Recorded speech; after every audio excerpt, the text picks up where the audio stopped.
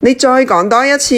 有人喺你背後做咗啲咩，你係唔知道嘅。你再就未一面旗，係呢種兩面分開嘅就得。如果覺得屋企俾人搞鬼，總係有亂七八糟嘅事情發生，就算屋企咩都唔擺，都一定要擺呢面旗。你擺咗10年都唔會後悔嘅。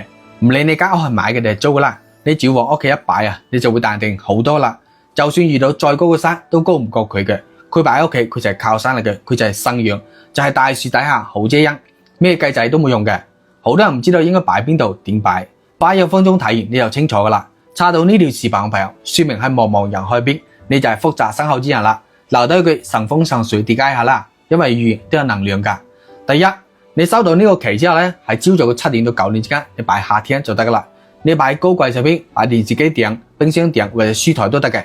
廁所同埋鞋櫃面你就唔好擺啦，識嘢嘅人都明白嘅。第二，一定要認就我呢面旗啊，仲有我呢個先係至啱嘅版本。佢呢個係正統中國紅嚟嘅，每面旗都係圖案，兩面都係圖案嘅，底座個玻璃都係紅色嘅，寓意真係特別之好啊！如果你呢幾年都唔係幾上攤嘅話，你擺上一段時間之後咧，就知道佢有幾好噶啦。尤其是我哋覺得而家明明好努力做咗一切事情噶啦，但係就差那麼一下嘅話，你就將呢個旗置翻你工作嘅地方，喺車入邊，其他嘢唔多講啦，大家生照得噶啦。